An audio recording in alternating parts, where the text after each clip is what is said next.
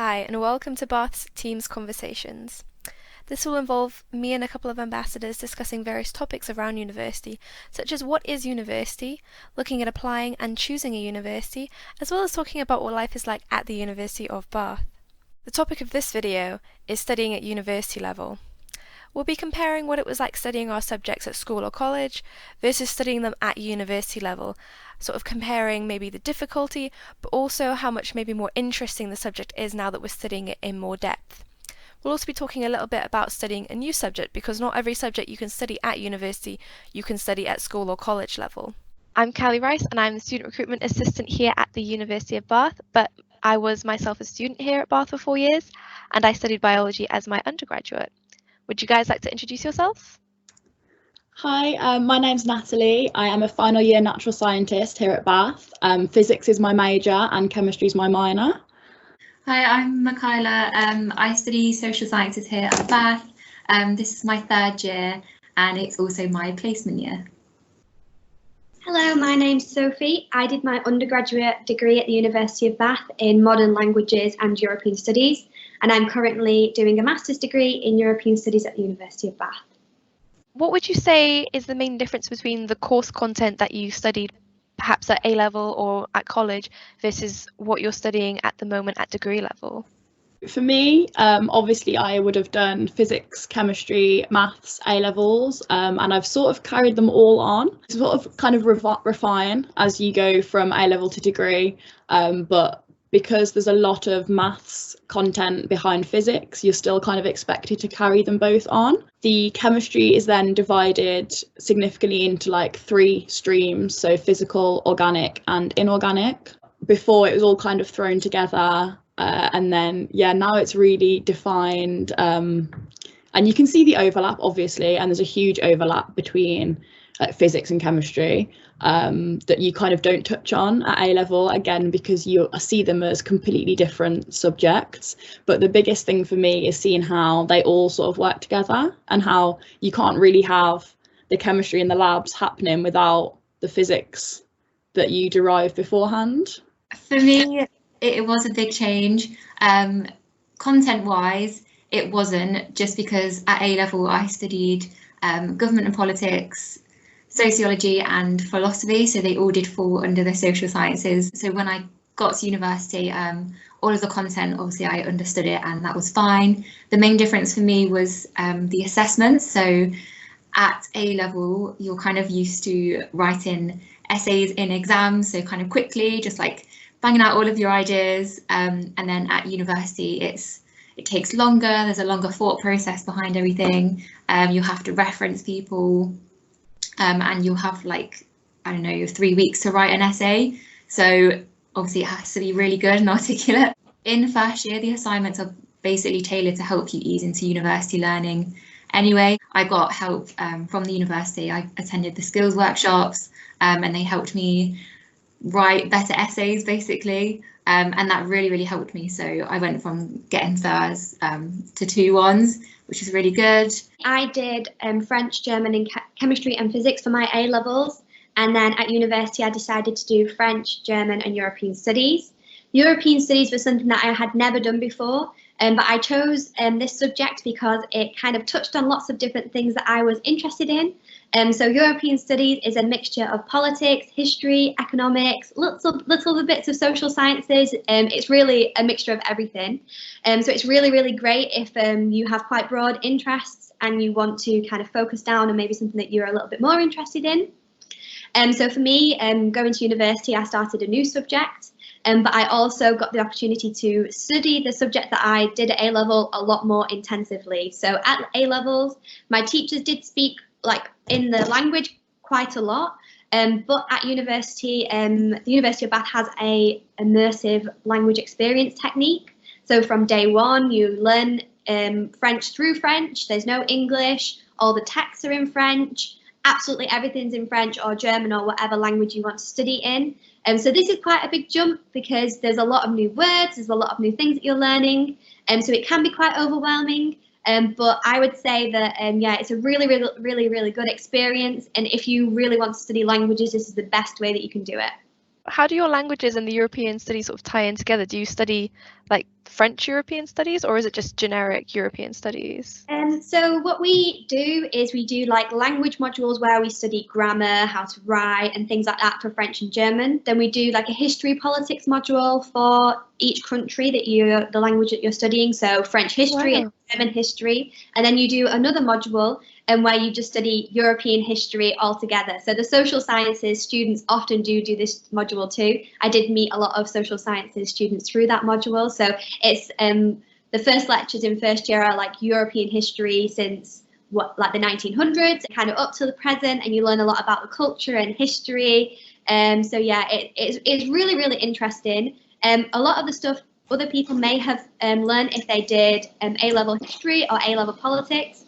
But I think what's different is that you learn it from all of the different angles. So you learn it from an economic perspective, from a historical perspective, from a political perspective, but then you also get to look at it from a feminist point of view, or even just from the different countries in Europe and how they experience different historical events, because I do think that we often take our perspective for granted as like a British citizen who's a white female. I see history in a certain way, so I think that European studies has taught me to kind of check my perspective and think about where I'm from. So I would never have learned that if I didn't do European studies.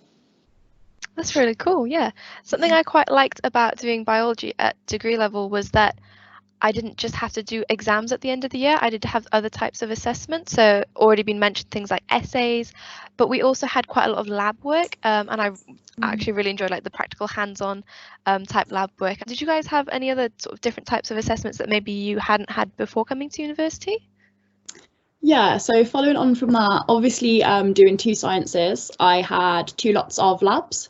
So every Friday was the entire day in labs for chemistry, which is a huge change from A-level, because at A-level you'll have 1 hour, if you're lucky, a week doing a sort of like quick experiment, and then maybe the next week you'll write it up and then prepare for the next one. Yeah, I feel like I only did a couple across the year when I did biology. Yeah, whereas this, you're given your lab book in advance, you do all your preparation beforehand, and then your entire like Friday is spent hands-on in the lab. And then similarly for physics, the same concept of you prepare beforehand, but physics you get a morning in labs because a lot of the experiments can be quite short. Whereas in chemistry you can be waiting for a product to dry, and then you can have to put it through 3 types of analysis, whereas physics is mainly like data collection in the lab, and then you can analyze like later in the afternoon. In my final year I've had mainly exams. I've had 2 modules that are computational, so I've got computational coursework for those. Again, like programs you've never used before coming to uni, so that's like a big learning curve. But yeah, apart from that, I'm pretty mainly exams, I can't lie, so quite similar to A-level. Mine is mostly coursework, but we also have to do research projects as well. So one research project that I did was social media in relation to body image, and we had to like conduct focus groups, we had to interview people, all things like that, and it was a group project. So I think I was working with 4 other people, and we'd all come together and obviously conduct the research. Other assessments is where I've had to do like a group presentation, but yeah, most of it is essay coursework. I also have had to learn new software, so it's called SPSS, and that was for the statistics side of the research project. I really don't like maths. But luckily there's a thing called MASH, which is basically the math students help students who aren't math students with their maths work, which was really helpful for me anyway. Being a science student, you don't really get much like group work. So it's something that I've actually been really jealous of, because I've lived with 2 business students. A lot of like business and management modules are heavily group based, so I think that's something really nice. Like, I'm quite jealous of you. My friend, she did biomed at the University of Bath, and she did a lot of group projects over her time, so I think maybe it just varies on which module maybe you do, because I think that and also different universities might offer different kind of like course content. So that's what I was just going to add to it, is that what I found really, really useful was to check out course content and the way that you're assessed before you go to university. And that played a big role for me as to why I chose the University of Bath. Because I am absolutely rubbish in exams. And the pressure just gets to me. I just really crumble. I'm actually like, I know my stuff really well, but in an exam, it just all goes. I don't know why. So I think that it's really important to know what learning style and assessment style suits you the best. So I noted before I went to University of Bath that it was mostly assignment based, so you didn't have to do a lot of exams. There were some exams, but it was mostly kind of home sort of things, and class assessment, which for me is a lot less pressure than in-hall assignment. So that's something that really brought me to the University of Bath. But for languages, my friend, she also studied languages at another university, and her course was a lot more exam-based in like exam halls and things like that. So it really, really does differ from university to university. And then also in terms of course content, so a lot of universities offer, for example, language courses that are very literature-based. So you might do a lot of old literature, or you might do a lot of old history, whereas at the University of Bath for languages and for a lot of the politics courses, it's very contemporary focused. So your lecturers are studying that subject, they're researching that topic. So that means that you're getting the latest information and you're staying really up to date with current affairs. So one of my modules in my final year was on the European Union and what Brexit means for the UK. So this was as it was happening. So we really were looking at the most recent information. So that was quite interesting. Very current As issues. students to look at it from that perspective, like the events are taking place in front of your eyes and you're studying it and analysing it and thinking about what factors have affected that and why it's happened.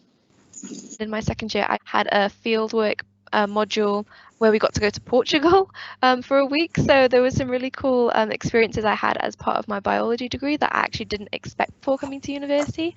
Were there any sort of really interesting parts of your degree that you probably remember as like a highlight maybe of your subject?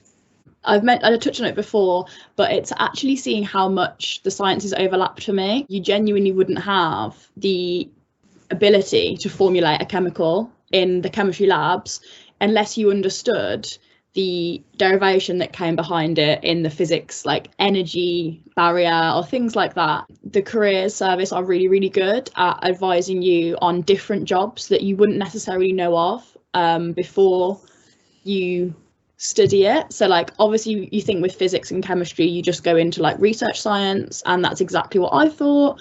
I did a placement in research science last year, but actually there's so much more you can do with a physics and chemistry degree.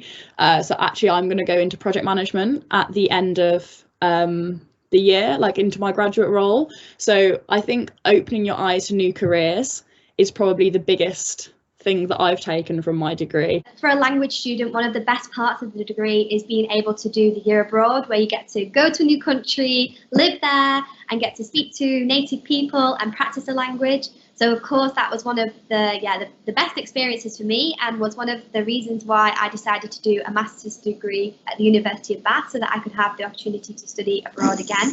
Just also little things that have come up while studying. So one of my assignments when I was in my first year, we were studying the Cold War, and we had to pretend that we were doing a communist uprising at the university, and we executed the Chancellor of the university at the top of one of the buildings. That was like part of the project. So it was just quite like different. It was something that I'd never done before. It was taking an academic topic and just looking at it in a fun and exciting way. It's not just like A-levels where everything's serious and you learn from the textbook and you do it as it is there. It had so much flexibility and so much opportunity to kind of look at such an interesting subject and kind of delve deep into it and kind of make it come alive. So I really, really did enjoy that part of going to university. You meet so many interesting people from all over the world, and you really see how many different perspectives there are, and this really enhances your studying experience, because you often see that you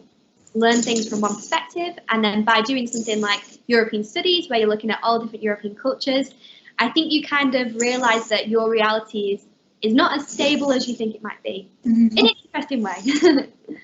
My management module, we have like a case study each week, and you're split into groups and you have to analyze it and answer one of 3 questions, and then you're picked on during, well, not picked on, but like asked to present your answer during the lecture, and to actually look into how big companies like Procter and Gamble and Apple plan their business that you would never have even thought about. And like one we've done is the Royal Bank of Scotland tragedy, and how a merger they tried to pull off didn't work, and how they ended up having to be bailed out by the government. And I don't know if it's just being narrow-minded or like I'm very science orientated, but things like that I would never have like even knew happened. So like it's quite insightful, like learning about big companies as well. The biggest thing that I've enjoyed about university is carrying on the subjects from A level that I really enjoy. I'm a very indecisive person, so the fact that I've been able to study all of the subjects that I love as one degree was great. And I've learned so many different things. So I had one unit that was on artificial intelligence, and it was called Humans, Monsters and Machines. And we basically learned about how humans interact with artificial intelligence. So like human emotions. As a social sciences student, I never imagined learning about artificial intelligence, but it was so interesting, and the lecturer was so passionate about like what he was teaching. It just made it that much more enjoyable. It's inspired me to now want to study a master's. So I've decided to do a master's in business psychology, and just see how I want to know more basically about how artificial intelligence like affects the workplace. So yeah, obviously you come to university mainly to learn more about your subject, but there are so many different things that will come from your degree that you didn't expect to happen at the beginning. So it's such a roller coaster. You come into uni and my intention was to get a degree, get a master's, do a PhD and be a research scientist. And like within 2 years of being at uni, my plans completely changed, but I wouldn't say negatively. It's just what I found out, actually, what I thought I wanted to do isn't. And you can't really fault that, can you? I think a lot of people go down that sort of route where they think they know what they want to do, and then they sort of study more at degree level, and then suddenly, oh, actually, this thing's really cool. Actually, I'm going to be more interested in this, or that isn't what I expected it to be. I'm going to try something else. So I think that's quite a common thing at university. I think that it really opens your eyes up to all the different opportunities out there. Like you said, when I went on placement, I did something that was completely not something I ever thought a languages student could do. So I worked for a nuclear engineering company doing project management, and I learned how to do coding. So this was something that I never thought that was something that a language student could do. And it was really exciting because, I got to learn a new skill, I got to speak in German, got to earn a bit of money. So I would definitely say that going to university and having the opportunity to do a placement can really, really open your eyes to how studying a subject you love can really lead into an interesting career that you never thought you would have. 100%. I think placement is the best thing that you can do if you go to university. Thanks again for listening to our Teams Bath conversation. Today we talked about studying your subject at university level, and we compared a few different things there, sort of course content, looking at assessments, and talked about a few sort of interesting things that we learned at university, and that maybe you'll learn some new things that you didn't actually expect to learn, gain some new skills that you didn't expect to gain. Thanks again for watching, and we'll see you next time.